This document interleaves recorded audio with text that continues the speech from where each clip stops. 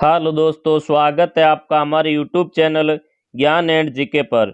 दोस्तों, आज हम बात करेंगे रीट एसएसटी सब्जेक्ट के संबंधित मॉडल पेपर 2025 के बारे में। दोस्तों, ये जो वीडियो है ये रीट एसएसटी के लिए बहुत ही ज़्यादा हेल्पफुल साबित होगा, क्योंकि आज हम इस वीडियो में देखने वाले हैं 10 क्वेश्चन इतिहास के, 10 क्वेश्चन भारतीय संविधान के, 10 क्वेश्चन भारत एवं विश्व भूगोल के और 10 क्वेश्चन अर्थशास्त्र के। तो टोटल कुल मिलाकर हम 40 क्वेश्चन देखने वाले हैं। ये 40 के 40 क्वेश्चन इस भर्ती में बहुत ही ज्यादा इंपॉर्टेंट है, तो आप इस वीडियो को शुरू से लेकर एंड तक जरूर देखिए। सबसे पहले हम देखने वाले हैं दोस्तों 10 क्वेश्चन इतिहास के। इतिहास के 10 क्वेश्चनों में पहला क्वेश्चन देखिए। पहला क्वेश्चन है, विंध्याचल पर्वतमाला को पार करने वाला प्रथम तुर्क विजेता था। यानी विंध्याचल पर्वतमाला को पार करने वाला जो प्रथम तुर्क विजेता था वो था अलाउद्दीन खिलजी। विंध्याचल पर्वतमाला को पार करने वाला प्रथम तुर्क विजेता कौन था? तो वो था अलाउद्दीन खिलजी। निम्नलिखित में से मुस्लिम लीग का लाहौर अधिवेशन हुआ था। यानी जो मुस्लिम लीग का लाहौर अधिवेशन है, सबसे पहले तो बात करें ये कब हुआ, तो ये हुआ था 1940 में। मुस्लिम लीग का जो लाहौर अधिवेशन है ये 1940 में हुआ था। और अगर बात करें इसकी अध्यक्षता की, यानी इस अधिवेशन की अध्यक्षता किसने की, तो इसकी अध्यक्षता की थी मोहम्मद अली जिन्ना ने। मोहम्मद अली जिन्ना ने इसकी है जो अध्यक्षता की थी। अगला क्वेश्चन देखिए, किस मुगल कालीन शासक की सरायों को किस मुगल कालीन शासक की सरायों को साम्राज्य रूपी शरीर की धमनियां कहा जाता है?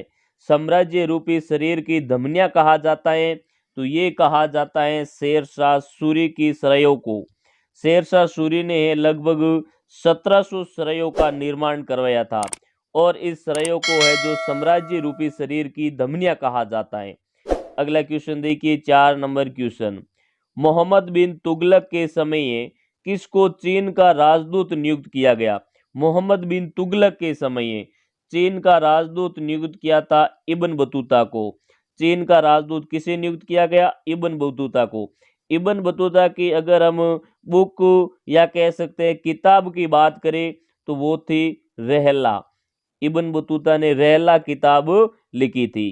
अगला क्वेश्चन देखिए, 5 नंबर क्वेश्चन। निम्नलिखित में से मुगल बादशाह बाबर कहाँ का निवासी था? बाबर कहाँ का निवासी था? तो ये फरगना का निवासी था। बाबर फरगना का निवासी था। अगला क्वेश्चन देखिए, 6 नंबर क्वेश्चन। क्रिप्स मिशन को किसने उत्तर तृतीय चैंक की संज्ञा दी? उत्तर तृतीय चैंक की संज्ञा दी क्रिप्स मिशन को। क्रिप्स मिशन को उत्तर तृतीय चैंक की संज्ञा किसने दी? तो ये दी थी महात्मा गांधी ने। क्रिप्स मिशन को उत्तर दिनांकीय चेक की संज्ञा महात्मा गांधी ने दी थी। निम्नलिखित में से किस हिंदुशाही शासक ने स्वयं द्वारा प्रज्वलित चिता में कूदकर आत्महत्या कर ली थी? यानी स्वयं द्वारा प्रज्वलित चिता में कूदकर आत्महत्या करने वाला जो हिंदू शासक था वो था जयपाल। वो शासक था जयपाल। यानी जब मोहम्मद गजनवी ने 1001 में जब आक्रमण किया था उस समय इस जयपाल ने आत्महत्या की थी। अगला क्वेश्चन देखिए, 8 नंबर क्वेश्चन। निम्नलिखित में से किस शासक ने ऐसे सिक्के जारी करने के आदेश दिए जिन पर हिंदू देवी की मूर्तियां यानी हिंदू देवी की आकृतियां अंकित थी? तो ऐसा जो करने वाला शासक था वो था मोहम्मद गौरी। यानी मोहम्मद गौरी के शासनकाल के समय ऐसे सिक्के जारी करने के आदेश दिए जिन पर हिंदू देवी की आकृतियां अंकन थी। और इस जो सिक्के थे एक तरफ तो लक्ष्मी जी की और एक तरफ नंदी की है जो आकृति थी। मुगल बादशाह अकबर ने किस संगीतकार को कंठाभरणवाणी विलासी की उपाधि प्रदान की? कंठाभरणवाणी विलास की जो उपाधि दी थी ये तानसेन को दी थी अकबर ने। यानी ऑप्शन नंबर बी इसका सही आंसर हो जाएगा। अगला क्वेश्चन देखिए, 10 नंबर क्वेश्चन। निम्नलिखित में से किस वेद में गायत्री मंत्र का उल्लेख है?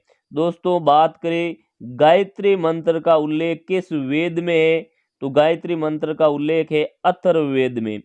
अथर्ववेद में गायत्री मंत्र का उल्लेख है और ये सावित्री यानी सूर्य को समर्पित है। दोस्तों अब हम बात करेंगे भारतीय संविधान के 10 क्वेश्चनों के बारे में। भारतीय संविधान के 10 क्वेश्चनों के बारे में दोस्तों अगर आपने अभी तक इस वीडियो को लाइक नहीं किया है तो इस वीडियो को लाइक कीजिए और चैनल को सब्सक्राइब कर कमेंट में जय हिंद जरूर लिखें। देखिए भारतीय संविधान का पहला क्वेश्चन। भारतीय संविधान का पहला क्वेश्चन है, संविधान के अनुच्छेद 25 के अनुसार धर्म स्वतंत्रता का अधिकार किसके अधीन नहीं है? धर्म स्वतंत्रता का अधिकार किसके अधीन नहीं है? तो इसमें है जो स्वास्थ्य का अधिकार है, सदाचार का अधिकार है, मानववाद का अधिकार है, लेकिन सार्वजनिक व्यवस्था का है जो अधिकार नहीं है। तो इसमें ऑप्शन नंबर ए इसका सही आंसर हो जाएगा।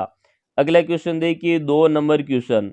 भारतीय संविधान द्वारा प्रदत्त मूल अधिकारों को निलंबन किया जा सकता है केवल, यानी केवल मूल अधिकारों का निलंबन कब किया जा सकता है?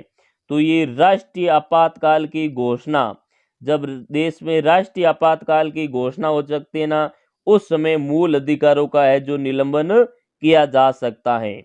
अगला क्वेश्चन देखिए 3 नंबर क्वेश्चन। निम्नलिखित में से एक मूल अधिकार केवल भारतीयों को दिया गया है, यानी केवल भारतीयों को जो मूल अधिकार है वो कौन सा दिया गया है? तो भारतीयों को कौन मूल अधिकार दिया गया है? वाक स्वतंत्रता और अभिव्यक्ति स्वतंत्रता। वाक स्वतंत्रता और अभिव्यक्ति स्वतंत्रता का जो मूल अधिकार है ये केवल भारतीय नागरिकों को प्राप्त है। अगला क्वेश्चन देखिए 4 नंबर क्वेश्चन। भारतीय संविधान मान्यता देता है, भारतीय संविधान मान्यता देता है केवल धार्मिक अल्पसंख्यकों को नहीं, केवल भाषाई अल्पसंख्यकों को नहीं, मार्मिक धार्मिक व भाषाई अल्पसंख्यकों को, यानी संविधान मान्यता देता है धार्मिक व भाषाई अल्पसंख्यकों को मान्यता देता है। अगला क्वेश्चन देखिए, निवारक निरोध कानून के अंतर्गत एक व्यक्ति को बिना मुकदमा चलाए बंदी बनाकर कितने माह तक रखा जा सकता है? दोस्तों वैसे तो है जो बंदी को 24 घंटे के अंदर न्यायालय पेश करना होता है, लेकिन अगर बंदी निवारक निरोध कानून के अंतर्गत बनाया गया है, उसे बंदी बनाया गया है, तो उस बंदी को है जो 3 माह तक है जो बंदी बनाकर रख सकते हैं बिना मुकदमा चलाए। अगला क्वेश्चन देखिए 6 नंबर क्वेश्चन। सही उत्तर दीजिए, यानी सही उत्तर का चयन करना है। अनुच्छेद 15(1) निषेध करता है कि राज्य किसी नागरिक के साथ केवल निम्न आधार पर भेदभाव नहीं करेगा। यानी अनुच्छेद 15 में किस आधार पर है जो राज्य भेदभाव नहीं करेगा? तो राज्य धर्म, मूलवंश, जाति, लिंग, जन्म स्थान, यानी धर्म, मूलवंश, जाति या लिंग या जन्म स्थान पर के आधार पर है जो राज्य भेदभाव नहीं करेगा। तो इसमें ऑप्शन नंबर डी इसका सही आंसर हो जाएगा। निम्नलिखित में से कौन सा युग्म असुमेलित है? दोस्तों असुमेलित युग्म का चयन करना है, तो असुमेलित इसमें कौन सा होगा? देखिए, अपराध के लिए दोष सिद्धि के संबंध में संरक्षण, अपराध के लिए दोष सिद्धि के जो संबंध में जो संरक्षण है वो अनुच्छेद 20 में है। प्राण व दैहिक स्वतंत्रता ये अनुच्छेद 21 में, निरोध एवं गिरफ्तारी से संरक्षण ये अनुच्छेद 22 में, मानव दुर्व्यवहार एवं बलात्श्रम ये अनुच्छेद 24 में नहीं है। इन जो मानव दुर्व्यवहार एवं बलात्श्रम है ये अनुच्छेद 23 में दिया गया है। तो क्वेश्चन असुमेलित का पूछा है, तो इसमें ऑप्शन नंबर डी इसका सही आंसर हो जाएगा। अगला क्वेश्चन देखिए 8 नंबर क्वेश्चन। भारत के संविधान का कौन सा भाग कल्याणकारी राज्य के आदर्श की घोषणा करता है? कौन सा जो भाग है ये कल्याणकारी राज्य के आदर्श की घोषणा करता है? तो ये जो भाग है ये है राज्य के नीति निर्देशक तत्व। राज्य के जो नीति निर्देशक तत्व है ये संविधान के भाग 4 में वर्णित है और इनका जो अनुच्छेद है वो 36 से लेकर 51 तक इनका अनुच्छेद है। अगला क्वेश्चन देखिए 9 नंबर क्वेश्चन। भारत में न्यायपालिका का कार्यपालिका से पृथक्करण किससे संबंधित है या किससे व्यादेशित है? तो भारत में न्यायपालिका का कार्यपालिका से पृथक्करण राज्य की नीति निर्देशक तत्वों द्वारा है जो व्यादेशित है, यानी ऑप्शन नंबर बी इसका सही आंसर हो जाएगा। संविधान के 42वें संशोधन द्वारा निम्नलिखित में से कौन सा सिद्धांत राज्य की नीति निर्देशक तत्वों में जोड़ा गया था।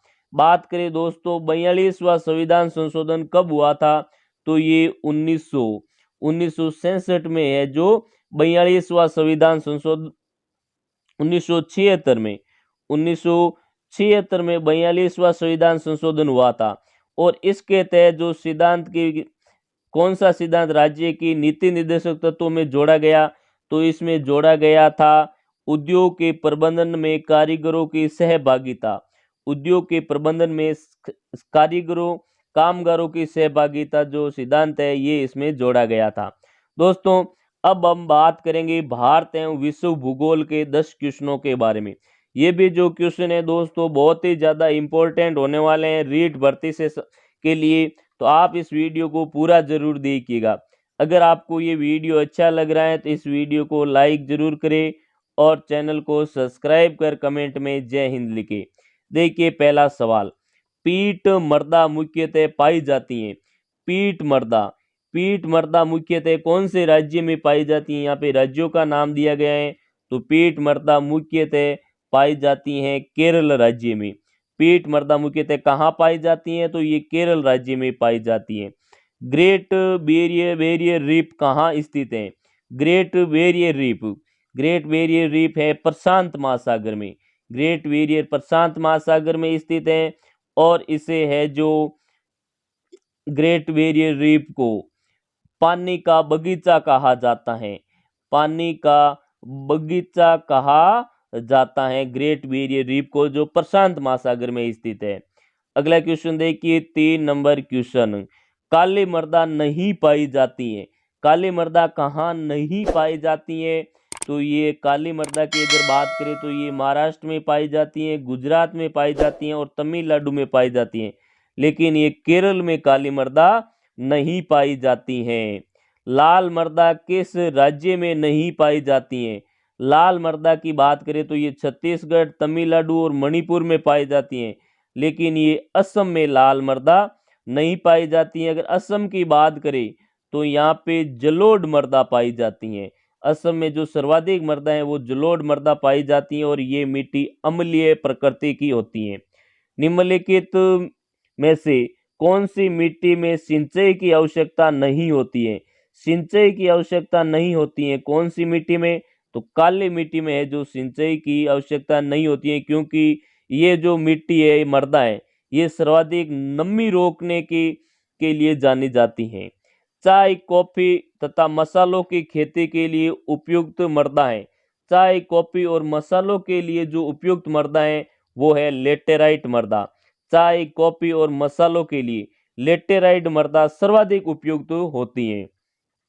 अगला क्वेश्चन देखिए 7 नंबर क्वेश्चन, प्रथम जूट मिल की स्थापना कब की गई। प्रथम जूट मिल की स्थापना 1855 में की गई थी। प्रथम जूट मिल की स्थापना 1855 में की गई और ये कहाँ पे की गई, तो ये की गई थी कोलकाता में।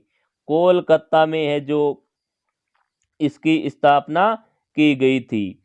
अगला क्वेश्चन देखिए 8 नंबर क्वेश्चन, भारत सरकार द्वारा नवीन औद्योगिक नीति की घोषणा कब की गई। भारत सरकार द्वारा नवीन औद्योगिक नीति की जो स्थापना है ये 24 जुलाई 1991 को की गई थी। अगला क्वेश्चन देखिए 9 नंबर क्वेश्चन, निम्नलिखित में से कौन सा युग्म सुमेलित नहीं है। बात करें दोस्तों कौन सा युग्म सुमेलित नहीं है, तो एक तरफ उद्योग संयंत्र दिए गए हैं और दूसरी तरफ स्थान दिए गए हैं। तो देखिए राउरकेला जो उद्योग संयंत्र है ये जर्मनी में स्थित है। भिलाई जो संयंत्र है ये रूस में स्थित है। बोरको ये भी रूस में स्थित है। दुर्गापुरा स्पेन में नहीं है, तो इसमें ऑप्शन नंबर सी हो जाए इसका उससे है जो सुमेलित नहीं है। अगला क्वेश्चन देखिए 10 नंबर क्वेश्चन, निम्नलिखित में से कच्चे माल पर आधारित उद्योग नहीं है। कच्चे माल पर आधारित कौन सा उद्योग नहीं है। कृषि आधारित उद्योग, ये भी कच्चे माल पर आधारित है। खनिज आधारित उद्योग, ये भी कच्चे माल पर आधारित है। पशु आधारित उद्योग, ये भी कच्चे माल पर आधारित है। लेकिन जो निजी क्षेत्र के उद्योग हैं ये कच्चे माल पर आधारित नहीं है। दोस्तों अब हम बात करेंगे अर्थशास्त्र के 10 क्वेश्चनों के बारे में। तो अगर आपने अभी तक इस वीडियो को लाइक नहीं किया है तो इस वीडियो को लाइक कीजिए और चैनल को सब्सक्राइब जरूर कीजिए। देखिए अर्थशास्त्र का पहला सवाल, आर्थिक संवर्धन और रोजगार स्तर में कमी के लिए किस मुद्रास्फीति की समस्या का समाधान करना क्या कहलाता है? यानी आर्थिक संवर्धन और रोजगार में स्तर में कमी किए बिना मुद्रास्फीति की समस्या का समाधान करना क्या कहलाता है? तो ये कहलाता है मुद्रा विस्फीति। मुद्रा विस्फीति कहलाता है, यानी ऑप्शन नंबर सी इसका सही हो जाएगा। बजट पारित करने की प्रक्रिया के अंतर्गत किस चरण के साथ लेखानुदान लाया जाता है? यानी बजट पारित करने की प्रक्रिया के अंतर्गत किस चरण के साथ है जो लेखानुदान लाया जाता है? तो लेखानुदान लाया जाता है अनुदान मांग के समय। अनुदान मांग के समय, यानी ऑप्शन नंबर बी इसका सही आंसर होगा। संविधान में बजट को वार्षिक वित्तीय विवरण कहा गया है। यानी जो बजट है इस बजट को संविधान में वार्षिक वित्तीय विवरण कहा गया है, जिसका उल्लेख संविधान के किस अनुच्छेद में किया गया है? तो ये अनुच्छेद 112 में इसका उल्लेख किया गया है। बजट का जो उल्लेख है ये संविधान के अनुच्छेद 112 में किया गया है। अगला क्वेश्चन देखिए 4 नंबर क्वेश्चन, बजट की वह प्रक्रिया जिसमें किसी मद पर गत वर्ष किए गए खर्च को शून्य मानकर नए सिरे से बजट आवंटन किया जाता है। यानी पिछले वर्ष जो खर्च किए थे उनको शून्य मानकर नए सिरे से बजट का आवंटन किया जाता है, वो क्या कहलाता है? तो वो कहलाता है निष्पादन शून्य आधारित बजट। वो क्या कहलाता है? शून्य आधारित बजट कहलाता है। यानी ऑप्शन नंबर बी इसका सही आंसर होगा। अगला क्वेश्चन देखिए 5 नंबर क्वेश्चन, भारत में बेरोजगारी की किस्म पाई जाती है। भारत में कौन सी प्रकार की बेरोजगारी पाई जाती है? तो भारत में अल्प ग्रामीण अल्प रोजगार बेरोजगारी पाई जाती है, चक्रीय बेरोजगारी पाई जाती है, संरचनात्मक बेरोजगारी पाई जाती है। यानी जो उपयुक्त सभी है सभी प्रकार की भारत में बेरोजगारी पाई जाती है। जनगणना तिथि और जन्म तिथि के बीच अंतराल को क्या कहा जाता है? यानी जनगणना की तिथि और जो जन्म की तिथि है इसके बीच में जो अंतराल है इसे क्या कहा जाता है? तो इसे कहा जाता है आयु संरचना। इसे आयु संरचना कहा जाता है। वह स्थिति जिसमें अर्थव्यवस्था के अंतर्गत उत्पादन स्तर तो बढ़ता है, यानी अर्थव्यवस्था की वह स्थिति जिसके अंतर्गत है जो उत्पादन का स्तर तो बढ़ता है परंतु रोजगार के अवसरों में उसी अनुपात में वृद्धि नहीं होती है। यानी रोजगार के अवसरों में वृद्धि नहीं होती है तो वे क्या कहलाती है? तो ये स्थिति जो होती है ये कहलाती है रोजगार विहीन समृद्धि। रोजगार विहीन समृद्धि, यानी ऑप्शन नंबर सी इसका सही आंसर होगा। निम्नलिखित में से कौन सा कथन प्रधानमंत्री उज्ज्वला योजना के बारे में असत्य है? प्रधानमंत्री उज्ज्वला योजना के बारे में जो असत्य कथन है वो चयन करना है। इस योजना का उद्देश्य, यानी प्रधानमंत्री जो उज्ज्वला योजना है इसका उद्देश्य है स्वच्छ ईंधन और महिलाओं का सशक्तिकरण। ये बात बिल्कुल सत्य है। इस योजना को वर्ष 2014 में प्रारंभ किया गया नहीं। उज्ज्वला योजना की जो शुरुआत है ये 1 मई 2016 को हुई थी। 1 मई 2016 को उज्ज्वला योजना की शुरुआत हुई थी। तो इसमें ऑप्शन नंबर यानी 2 गलत हो जाएगा। ऐसे थे इस योजना के लाभार्थी बीपीएल परिवारों की महिलाएं हैं, ये भी सही है। तो इसमें केवल 2 नंबर असत्य कंतन है। अगला क्वेश्चन देखिए 9 नंबर क्वेश्चन, ग्रामीण युवाओं को स्वरोजगार हेतु प्रशिक्षण कार्यक्रम ट्राइसेम के संदर्भ में कौन सा कथन सत्य है? ट्राइसेम के संबंध में जो को सत्य कथन है वो चयन करना है। ट्राइसेम कार्यक्रम की शुरुआत 15 अगस्त 1979 को हुई थी, ये बिल्कुल सत्य है। अप्रैल 2000 में इसे स्वर्ण जयंती ग्राम रोजगार योजना में शामिल कर दिया गया नहीं। अनुसूचित जाति जनजाति को इसमें वरीयता प्रदान की गई है नहीं। तो इसमें ऑप्शन नंबर ए ही है जो इसका सही आंसर होगा। अगला क्वेश्चन देखिए 10 नंबर क्वेश्चन, गरीबी हटाओ का नारा किस पंचवर्षीय योजना में दिया गया? गरीबी हटाओ का नारा 5वीं पंचवर्षीय योजना में दिया गया था। तो दोस्तों आज का वीडियो हमारा आपको कैसा लगा? अगर अच्छा लगा तो इस वीडियो को लाइक कीजिए और चैनल को सब्सक्राइब कर कमेंट में जय हिंद जरूर लिखें। थैंक यू, धन्यवाद।